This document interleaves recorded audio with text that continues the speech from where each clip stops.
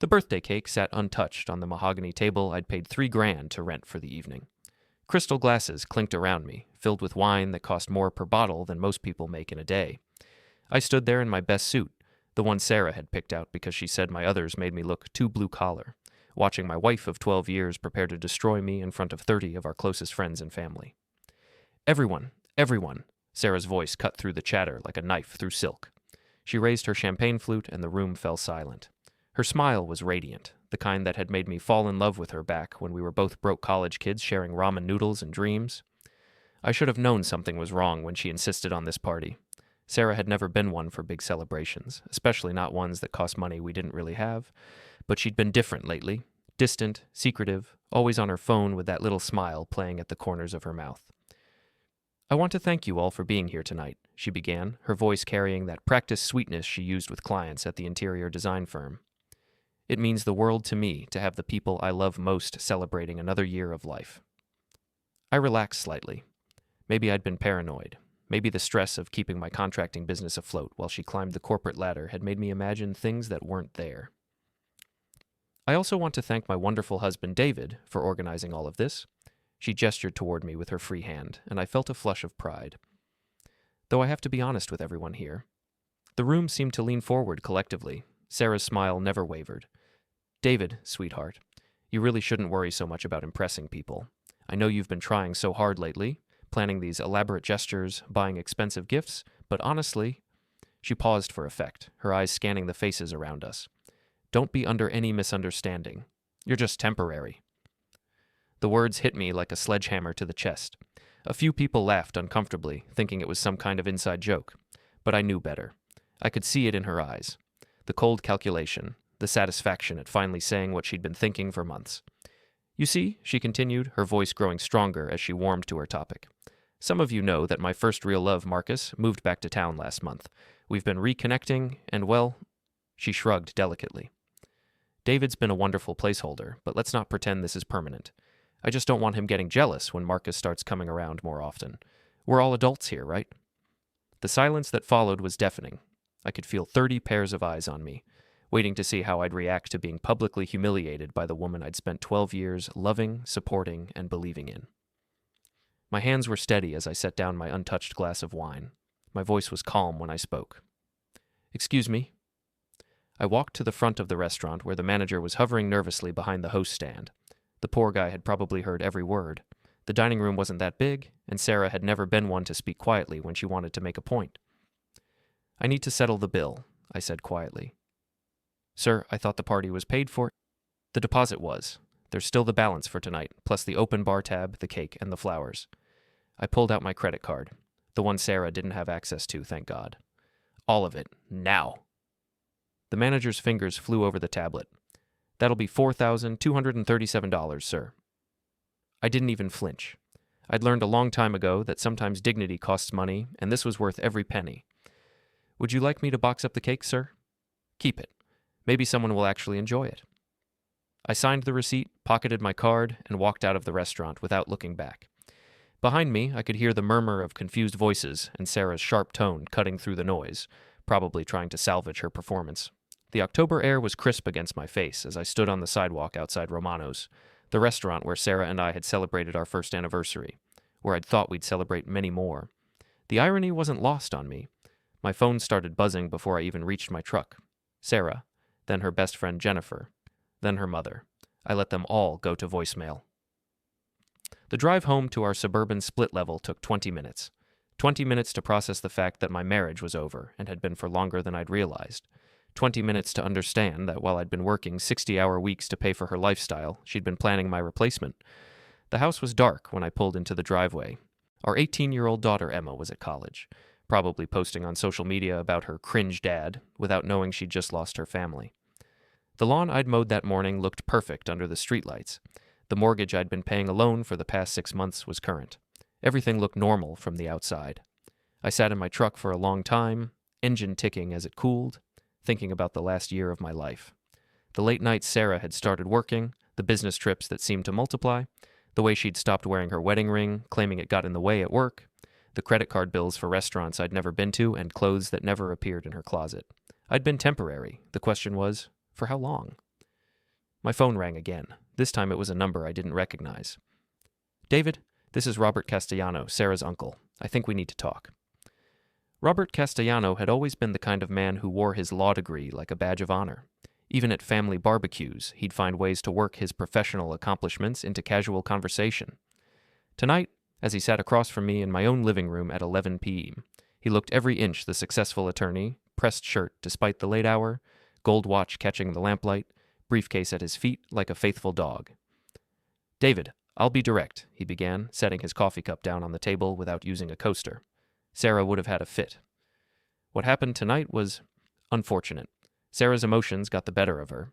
She's been under a lot of stress at work, and sometimes people say things they don't mean. I leaned back in my chair and studied him. Robert had never liked me. That much had been clear from the day I'd asked for his blessing to marry his niece. I was too blue-collar, too rough around the edges for his precious Sarah. The fact that I'd built a successful business from nothing didn't matter to him. I wasn't born into money, so I'd never be good enough. "Stress," I repeated. "Is that what we're calling it?" "Look, I know you're hurt, but think about this rationally. You've got a good thing here. Nice house, successful wife, daughter in college. Why throw it all away over one bad night?" I almost laughed. "One bad night? Robert, your niece just announced to 30 people that I'm a temporary placeholder while she reconnects with her ex-boyfriend. She told them not to worry when he starts coming around more often. How exactly do you spin that into stress?" Robert shifted uncomfortably. "Sarah told me about the financial pressures you've been under. The business hasn't been doing well, has it? Maybe she's feeling insecure about the future, looking for stability." "Stop." I held up my hand. "Just stop. My business is fine. More than fine, actually. I've got 3 major contracts lined up for next year and a crew of 8 guys who depend on me for their livelihoods. The only financial pressure in this house comes from your niece's shopping habits and her need to keep up with her new friends at that design firm." "David, be reasonable." "I am being reasonable. I paid for tonight's party. $4,000 for the privilege of being humiliated in public. I've been paying the mortgage alone for 6 months because Sarah claims her salary is tied up in investments. I've been covering Emma's college expenses while Sarah spends her money on designer clothes and spa weekends with Jennifer. So tell me, Robert, exactly what part of this arrangement am I supposed to fight to keep?" Robert's jaw tightened. "You're making a mistake. Sarah is a beautiful, intelligent woman with a bright future ahead of her. She could have any man she wants. The fact that she chose you should tell you something about her character." There it was, the truth he'd been dancing around for 12 years. In Robert's mind, I should be grateful that his niece had lowered herself to marry me. I should accept whatever scraps of affection she threw my way and keep my mouth shut about the rest. "You're right," I said, standing up. "It does tell me something about her character, just not what you think." Robert rose as well, straightening his tie like he was preparing for battle. Don't be foolish, David. You sign those divorce papers and you'll lose everything. The house, half your business, probably your relationship with Emma. Sarah's not vindictive, but she's also not stupid. She knows her worth.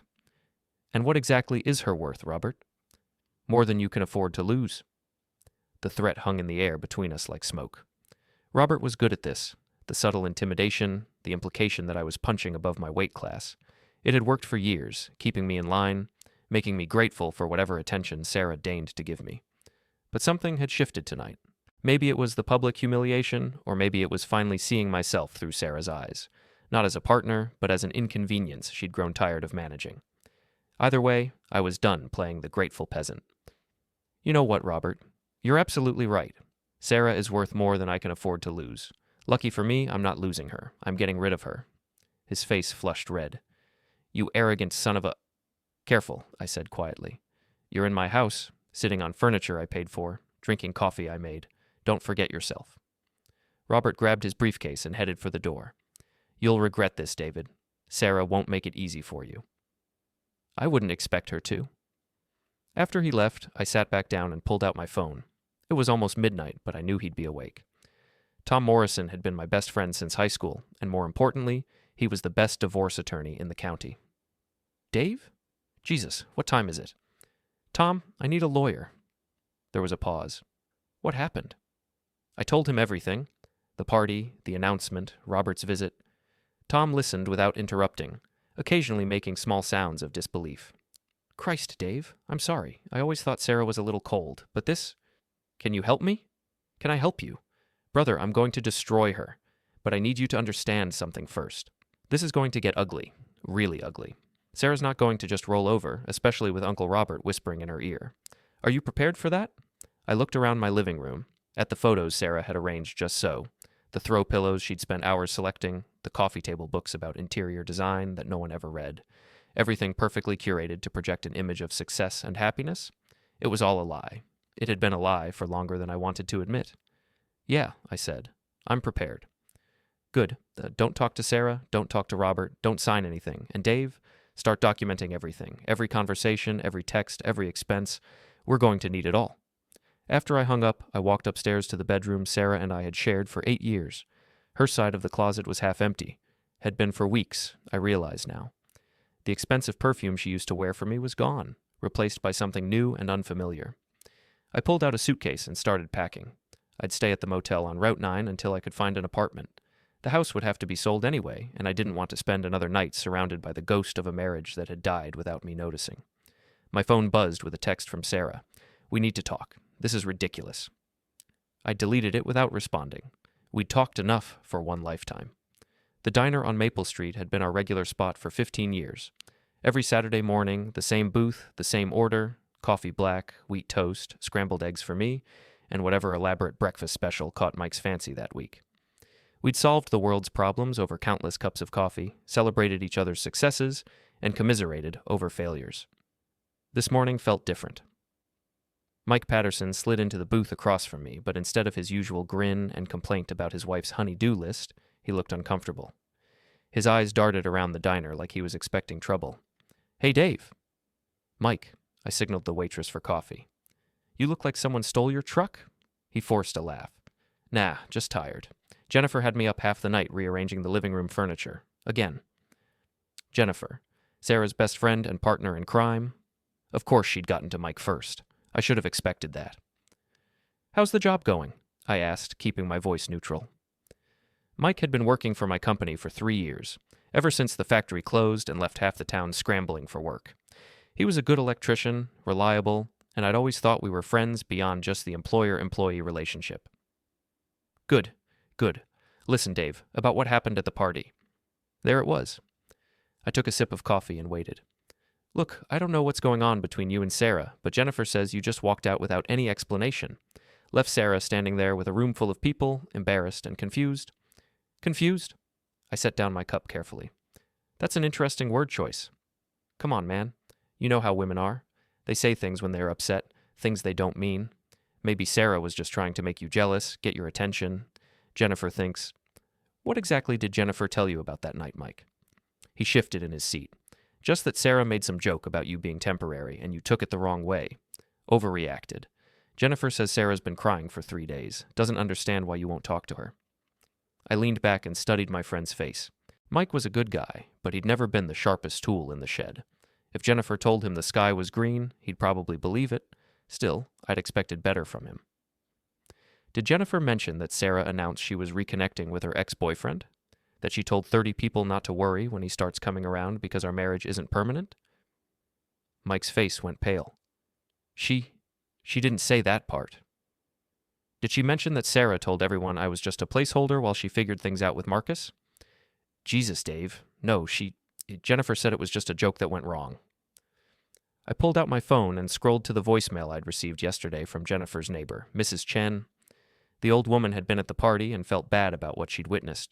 She'd recorded Sarah's speech on her phone, thinking it was going to be a sweet birthday tribute. Want to hear it for yourself? Mike shook his head quickly. No, I believe you. Why would Jennifer lie to me? Because Sarah asked her to. Because they've been best friends since college and friendship trumps truth. Because Jennifer probably helped plan the whole thing. The waitress appeared with our usual orders, but neither of us touched the food. Mike stared at his plate like it held the secrets of the universe. So what now? He asked finally. Now I file for divorce and try to salvage what's left of my dignity. And the job? I looked at him for a long moment. Mike had a wife and 2 kids. He needed the work, and I needed good electricians. But something had changed between us, something that couldn't be undone with coffee and explanations. That depends on you, Mike. Can you work for someone Jennifer's been telling you is an unreasonable asshole who abandoned his wife for no good reason? Dave, come on. It's not like that, isn't it? You came in here ready to lecture me about overreacting to my wife's joke. You were prepared to tell me I should apologize to her and work things out, all based on Jennifer's version of events, which you now know was complete bullshit. Mike rubbed his face with his hands. I'm sorry, man. I should have asked for your side first. Yes, you should have, but you didn't, because somewhere in your mind, you already decided I was probably in the wrong. Sarah's the successful one, the pretty one, the one with the education and the career. Of course, the blue-collar husband must have screwed up somehow. It's exactly what you thought. And you know what? I don't blame you. I thought the same thing for years every time we had problems. Must be something I did wrong, something I could fix if I just tried harder. Mike was quiet for a long time. When he finally spoke, his voice was small. What do you want me to do? I want you to think about whether you can work for someone you don't respect. Because if you don't respect me enough to hear my side before judging me, then you don't respect me at all. I left $20 on the table and walked out. Behind me, Mike called my name, but I didn't turn around. Some bridges, once burned, can't be rebuilt. The next few days brought more of the same. Friends who'd known me for years suddenly became distant or openly hostile. Sarah's version of events, filtered through Jennifer and Robert, painted me as an unstable husband who'd abandoned his wife during her birthday celebration. The fact that I'd paid for the party was conveniently omitted from their narrative. By Thursday, I'd lost 3 longtime friends and gained a reputation as either a heartless bastard or a man having a midlife crisis. The guys on my crew were walking on eggshells around me, unsure whether to believe the rumors or trust their own experience.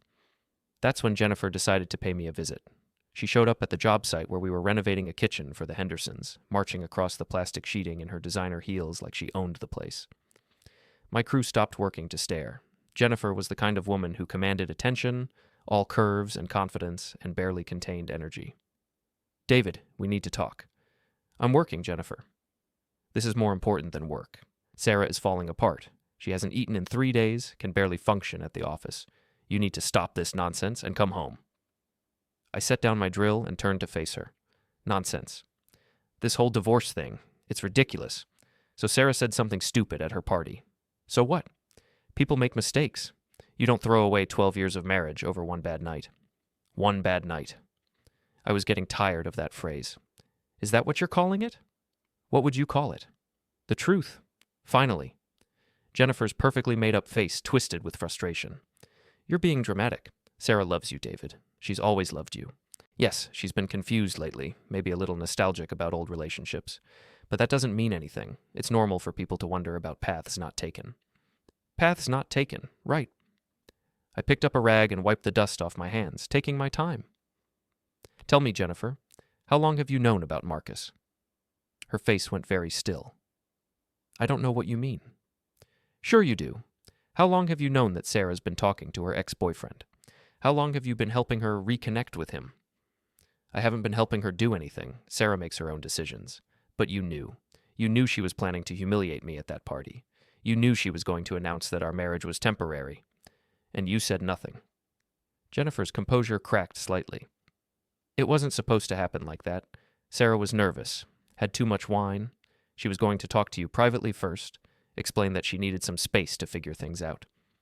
Space to figure things out. With Marcus. Maybe. I don't know.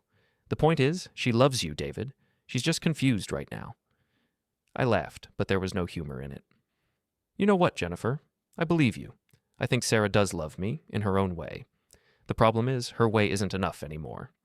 Jennifer stepped closer, and I caught a whiff of her expensive perfume. Don't do this, David. Don't let your pride destroy your family. Emma needs her parents together. Sarah needs you. And whether you want to admit it or not, you need her too. What I need is a wife who doesn't introduce me as temporary to a room full of people. What I need is a partner who doesn't spend months planning my replacement while I pay for her lifestyle. What I need is someone who respects me enough to end our marriage privately instead of turning it into dinner theater. She made a mistake. No, Jennifer, she told the truth, finally. And you know what? I'm grateful. I could have spent another 5 years wondering why she was so distant, why she didn't wear her ring anymore, why she worked late so often. Instead, she saved me the trouble of figuring it out myself. Jennifer's eyes filled with tears.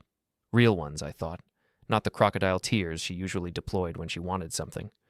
Please, David, don't do this. Sarah's my best friend, and she's destroying herself over this. If you ever loved her, don't let it end like this. For a moment, I almost felt sorry for her. Jennifer genuinely believed she was helping, that love could overcome public humiliation and betrayal if everyone just tried hard enough. I did love her, Jennifer. I loved her more than anything in the world. But love isn't enough when there's no respect. And after what happened at that party, there's no respect left. I turned back to my work, and after a few minutes, Jennifer left. But I knew this wasn't over. Sarah wasn't the type to accept defeat gracefully, and with Robert and Jennifer coaching her, things were about to get much worse. I was right. The ambush came on a Friday night at Murphy's Tavern, the blue-collar bar where I'd been drinking beer and shooting pool since I was old enough to hold a cue stick. It should have been neutral territory. A place where working men could relax without pretense or judgment, but apparently nowhere was safe anymore. I was 2 beers into my evening, finally starting to unwind after a week of hostile stares and whispered conversations when they walked in.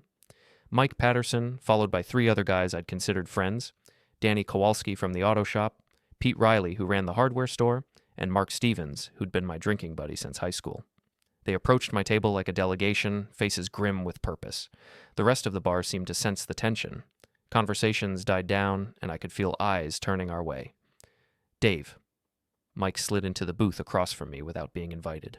The others remained standing, forming a semicircle that blocked my exit. We need to talk. About what?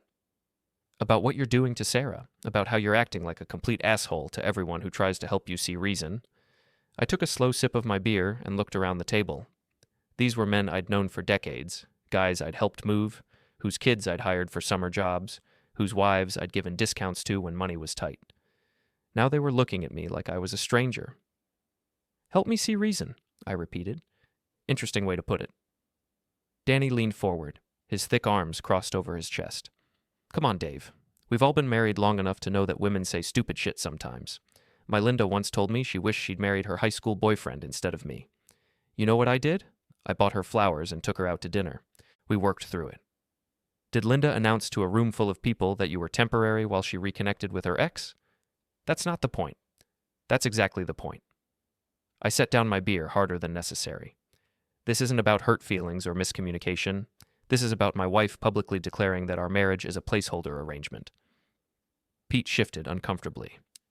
Look, maybe Sarah handled it wrong, but she's been under a lot of pressure. Jennifer says she's been working crazy hours trying to make partner at that firm. People crack under stress. Jennifer says a lot of things, most of them bullshit. Mark finally spoke up, his voice carrying the authority of our longest friendship. Jesus Christ, Dave, listen to yourself. You're talking about throwing away 12 years of marriage because your wife made one stupid comment at a party. You think you're going to find better? You think there's some perfect woman out there waiting for a 43-year-old contractor with trust issues? The words hit like a slap. Mark knew how to hurt me. He'd been there through my awkward dating years, my failed relationships before Sarah, my fears that I'd never find someone who could love me despite my rough edges and blue-collar background. Trust issues, I said quietly. That's what we're calling it now? What would you call it? You won't even talk to Sarah. Won't consider counseling. Won't give her a chance to explain or apologize. That sounds like trust issues to me. I looked around the table at these men I'd called friends, seeing them clearly for the first time. They weren't here because they cared about me or my marriage. They were here because their wives had sent them, because Jennifer and Sarah had deployed them like weapons in a war I hadn't known I was fighting. You want to know about trust issues? I stood up slowly, my chair scraping against the floor. Let me tell you about trust issues. Trust issues are when your wife stops wearing her wedding ring and claims it's for work. Trust issues are when she starts working late 3 nights a week, but her paychecks don't reflect the overtime. Trust issues are when you find credit card bills for restaurants you've never been to and clothes that never appear in her closet. The bar had gone completely quiet now. Even the jukebox seemed to have stopped playing. Trust issues are when you ignore all of that because you love someone and want to believe the best about them. Trust issues are when you plan an expensive birthday party to show that person how much they mean to you, and they use it as an opportunity to humiliate you in front of everyone you know. Mike tried to interrupt. Dave, I'm not finished. My voice carried across the silent bar. Trust issues are when your so-called friends show up to lecture you about forgiveness and second chances without bothering to ask for your side of the story. Trust issues are when you realize that the people you've known for 20 years think so little of you that they automatically assume you're the problem. Danny's face was red with anger. Nobody thinks you're the problem, but you're sure as hell making yourself one. Sarah made a mistake. She's sorry. Why can't you just man up and forgive her? Man up, I laughed, but it sounded bitter even to my own ears. You know what manning up looks like, Danny? It looks like refusing to accept being treated like garbage just because the person doing it is pretty and successful. It looks like having enough self-respect to walk away when someone tells a room full of people that you're disposable. You're being dramatic, Pete said. It was one comment. It wasn't one comment. The words exploded out of me, months of suppressed frustration and hurt finally finding their voice. It was the truth. Sarah didn't make a mistake at that party. She told everyone exactly how she feels about me and our marriage. The mistake was mine, for being too blind and stupid to see it sooner. Mark stood up, his face hard with anger. Fine. You want to be a victim? Be a victim. But don't expect us to stand around and watch you destroy your life over wounded pride. Wounded pride? I shook my head. You really don't get it, do you? This isn't about pride. This is about finally seeing myself clearly. For 12 years, I've been grateful that Sarah chose me. Grateful that someone so beautiful and smart and successful would settle for a guy like me. I've spent 12 years trying to be worthy of her, trying to prove I deserved her love. I pulled out my wallet and threw a 20 on the table. But you know what I figured out? I don't need to prove anything to anyone. Not to Sarah, not to her uncle, not to Jennifer, and sure as hell not to you guys. I'm a good man. I work hard, I pay my bills, I treat people with respect. If that's not enough for Sarah, then she's not enough for me. The silence that followed was deafening. I could feel the weight of every eye in the bar, could sense the shift in the room's energy. Some faces showed understanding, others disapproval, but all of them were seeing me differently than they had 5 minutes ago. Mike made one last attempt. Dave, come on. Don't let it end like this. We're your friends. No, I said quietly. You're Sarah's friends. You're Jennifer's friends. You're here because your wives told you to fix me, to talk sense into me, to make me go back to being the grateful husband who doesn't cause problems. I looked at each of them in turn. Real friends would have asked for my side of the story. Real friends would have supported me when my marriage fell apart, not blamed me for it. Real friends wouldn't have shown up here like some kind of intervention to convince me that being humiliated in public is something I should just get over. I started toward the door, then turned back. And Mark? You asked if I think I'll find better. Here's the thing. I don't need to find better. I just need to stop accepting worse. The cold October air hit my face as I walked out of Murphy's Tavern for what I knew would be the last time. Behind me, I could hear the low murmur of conversation resuming, probably dissecting what had just happened, taking sides, choosing camps. Let them talk. I was done caring what people thought about my choices. I was done being grateful for scraps of affection and friendship. I was done being the reasonable one, the understanding one, the one who always bent over backward to keep everyone else comfortable. For the first time in months, I felt free. But freedom, I was about to learn, came with a price. The final showdown came on a Tuesday morning in November, in the sterile conference room of Morrison and Associates law firm. Sarah sat across from me at the polished oak table, flanked by Robert and a sharp-faced woman I didn't recognize. Her name was Patricia Vance, and according to Tom, she specialized in high-conflict divorces where wealthy wives needed to be protected from vindictive husbands. Sarah looked terrible. The confident, glowing woman who had humiliated me at her birthday party was gone, replaced by someone hollow-eyed and brittle. She'd lost weight she couldn't afford to lose, and her expensive clothes hung on her frame like they belonged to someone else. For a moment, I almost felt sorry for her. Almost. David, she said as I took my seat next to Tom. Her voice was small, uncertain. Thank you for agreeing to meet. I was hoping we could work this out between ourselves, without lawyers getting in the way. Patricia Vance leaned forward before I could respond. My client is prepared to be very reasonable, Mr. Carter. Despite the emotional trauma you've caused by abandoning her without warning, Mrs. Carter is willing to consider a reconciliation if certain conditions are met. Tom laughed, actually laughed, and I saw Robert's face darken with anger. Abandoning her? Is that what we're calling it when someone leaves a party where their spouse publicly announces they're temporary? My client made an unfortunate comment while under the influence of alcohol, Patricia continued smoothly. She's prepared to apologize and seek counseling to address the underlying issues in the marriage. Underlying issues, I repeated. Such as? Sarah finally found her voice. David, I know I hurt you. I know what I said was wrong, and I'm sorry. But we can fix this. We can go to counseling, work on our communication, rebuild the trust. What trust, Sarah? The question hung in the air like smoke. Sarah's eyes filled with tears, and I could see her trying to summon the charm that had always worked on me before. The trembling lip, the vulnerable look, the promise that things would be different if I just gave her another chance. "I know you're angry," she whispered. "You have every right to be. But I love you, David. I've always loved you. What I said at the party, it wasn't real. I was confused, scared about turning 40, worried about our finances. Marcus had been texting me, bringing up old memories, and I guess I got caught up in some fantasy about the past." "Texting you." Tom made a note on his legal pad. "For how long?" Sarah's lawyer shot her a warning look, but it was too late. It doesn't matter. It was just talking." "How long, Sarah?" 6 months, she admitted quietly. "Maybe 7. But it was innocent, David. Just old friends catching up."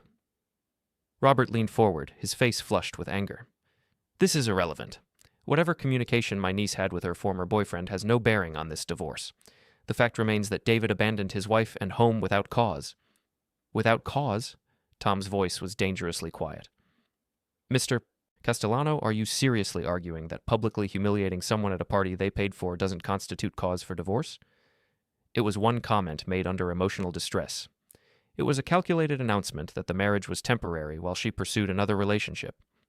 Tom opened his briefcase and pulled out a folder. A relationship that, according to phone records we've subpoenaed, included over 300 text messages and 47 phone calls in the 6 months prior to the party. The color drained from Sarah's face. Patricia Vance looked like she'd been slapped. Robert's mouth opened and closed like a fish gasping for air. "You subpoenaed my phone records?" Sarah's voice was barely a whisper.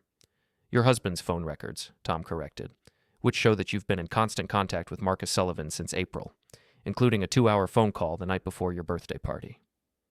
I watched Sarah's face crumble as the reality of the situation hit her.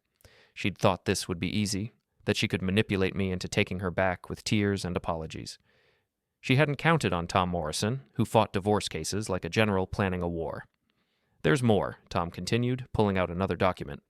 "Credit card records showing charges at the Riverside Motel on 6 different occasions over the past 4 months, always on days when Mrs. Carter claimed to be working late." "That's enough," Patricia said sharply. "This is clearly a fishing expedition designed to embarrass my client." "Your client embarrassed herself," Tom replied. "We're simply documenting the pattern of deception and infidelity that led to the breakdown of this marriage." Sarah was crying now, ugly sobs that shook her whole body. "David, please. I made mistakes, but we can fix this. I'll cut off all contact with Marcus. I'll quit my job if you want. We can start over somewhere else, just the 2 of us." For a moment, I saw the girl I'd fallen in love with 20 years ago. Young, vulnerable, full of dreams and promises. But that girl was gone, replaced by a woman who'd spent months planning my replacement while I paid for her life. "It's too late, Sarah." "It's not." She reached across the table, trying to grab my hands. "David, I love you. I know I hurt you, but people make mistakes. You can't throw away 12 years of marriage because I got confused and said something stupid." "I'm not throwing away 12 years of marriage," I said quietly. "You already did that. I'm just making it official." Robert slammed his hand on the table. "This is ridiculous. Sarah made one comment at a party, and you're acting like she committed murder. You're supposed to be a man, David. Men forgive their wives when they make mistakes." Something cold and hard settled in my chest. "You want to talk about being a man, Robert? Let me tell you what a real man does. A real man doesn't accept being treated like garbage just because the person doing it is family. A real man doesn't beg someone to love him, and a real man sure as hell doesn't stay married to someone who announces to 30 people that he's a temporary placeholder." I stood up, and Tom gathered his papers. "My client's position is simple," I said, looking directly at Sarah. "He wants an uncontested divorce with an equitable division of assets. No alimony, no ongoing financial obligations beyond Emma's college expenses, which he'll continue to pay in full. Mrs. Carter can keep her retirement accounts and her car. Mr. Carter will keep his business and his retirement accounts. The house will be sold and the proceeds split 50-50. "That's completely unreasonable," Patricia protested. My client has been out of the workforce for..." "My client has been working full-time at an interior design firm for 3 years," Tom interrupted. "She has a college degree and marketable skills. She's perfectly capable of supporting herself." Sarah was still crying, but now there was anger mixed with the tears. "You bastard! You're going to leave me with nothing." "I'm leaving you with exactly what you brought to this marriage," I replied. "Your education, your career, and your freedom to pursue whatever relationship makes you happy. Isn't that what you wanted?" "I wanted my husband to fight for me." The words exploded out of her, raw and desperate. I wanted you to care enough to get angry, to demand that I choose, to show some passion for once in your life instead of just accepting everything like a beaten dog. The silence that followed was absolute. Even Patricia Vance looked stunned by her client's outburst. Robert was staring at his niece like he'd never seen her before. You wanted me to fight for you, I said slowly. So you humiliated me in public and started an affair to get my attention? It wasn't an affair. I never slept with Marcus. But you wanted to. You were planning to. That's why you announced I was temporary. You were clearing the way for him to take my place. Sarah's face crumpled. I don't know what I wanted. I was confused, scared of getting older, afraid that I'd settled for less than I deserved. Less than you deserved. I shook my head. There it is. The truth, finally. You think you settled for me, Sarah.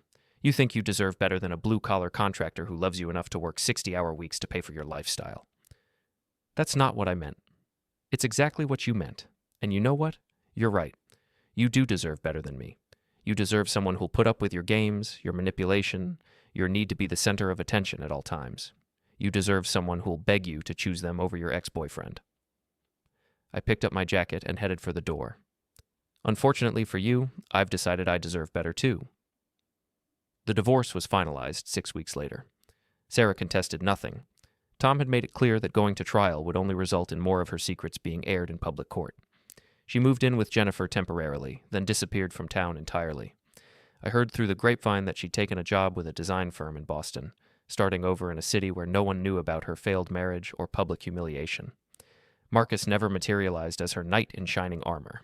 Apparently, the fantasy of rekindling an old romance was more appealing than the reality of dating a recently divorced woman with emotional baggage. Emma came home for Christmas break and spent an awkward week trying to navigate the new reality of her parents' divorce. She blamed me at first, parroting Sarah's version of events about her father's unreasonable behavior and refusal to forgive, but Emma was smart, and as the details emerged, she began to understand what had really happened. Mom really said you were temporary? She asked one evening as we sat in my new apartment, eating takeout Chinese food off paper plates. She did. In front of all those people? Yeah. Emma was quiet for a long time, picking at her lo mein with plastic chopsticks. That's really messed up, Dad. Yeah, it is. Are you okay? I mean, really okay? I looked at my daughter, 18 years old, smart, beautiful, on the verge of becoming the woman she was meant to be.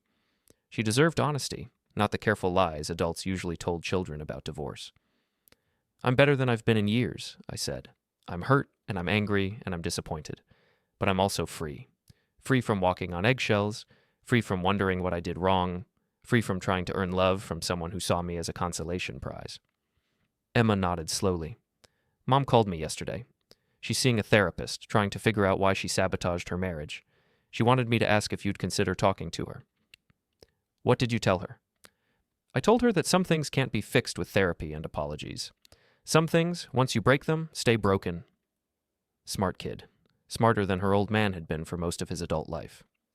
6 months after the divorce was final, I ran into Mike Patterson at the hardware store. He looked uncomfortable, shifting his weight from foot to foot like he was trying to decide whether to acknowledge me or pretend he hadn't seen me. Dave, how are you doing? Good, Mike. Really good. I heard you got the Morrison construction contract. That's huge. Yeah, business is good. It was more than good. Without Sarah's expensive tastes and constant need for upgrades, I was saving more money than I'd ever thought possible. The Morrison job would set me up for years. Mike nodded awkwardly. Listen, about that night at Murphy's, I was out of line. We all were. I should have heard your side before judging you. Water under the bridge. Is it? Because I've been thinking about what you said, about real friends and all. You were right. We should have supported you instead of trying to fix you. I studied his face, looking for signs of sincerity. Mike had always been a follower, easily influenced by stronger personalities, but he seemed genuinely remorseful. I appreciate that, Mike. Any chance we could grab a beer sometime? Talk things through? I thought about it for a moment. The old me would have said yes immediately, grateful for any sign of acceptance or forgiveness. The new me had learned to value my time and energy more carefully. Maybe, I said finally, but not at Murphy's. Mike laughed, and for a moment it felt like old times. Yeah, I figured. That place has too many memories. Too many ghosts. As I drove home to my small but comfortable apartment, I thought about ghosts and memories and the price of starting over. Sarah had wanted me to fight for her, to prove my love through jealousy and desperation. Instead, I'd fought for myself, for my dignity, my self-respect, and my right to be valued by the people in my life. It had cost me a marriage, several friendships, and the comfortable illusion that love was enough to overcome any obstacle. But it had given me something more valuable, the knowledge that I was worth fighting for, even if I had to do the fighting myself. The phone rang as I was unlocking my door. Emma's number flashed on the screen. "Hey, kiddo?" "Dad? I just wanted to tell you something. I'm proud of you." "Proud of me for what?" "For not taking her back. For knowing your worth. For showing me what self-respect looks like." I felt my throat tighten with emotion. "Thanks, Em. That means everything to me." "I love you, Dad. I love you too." After I hung up, I sat in my quiet apartment and thought about the man I'd been a year ago. Grateful, accommodating, always trying to prove he deserved the love he was given. That man was gone, replaced by someone harder but more honest, someone who understood that respect couldn't be earned from people who didn't want to give it. Sarah had called me temporary, thinking it would motivate me to fight harder for her affection. Instead, she'd freed me from the prison of trying to be enough for someone who would never see my worth. In the end, she'd given me the greatest gift possible, the truth about who she really was and the courage to become who I was meant to be.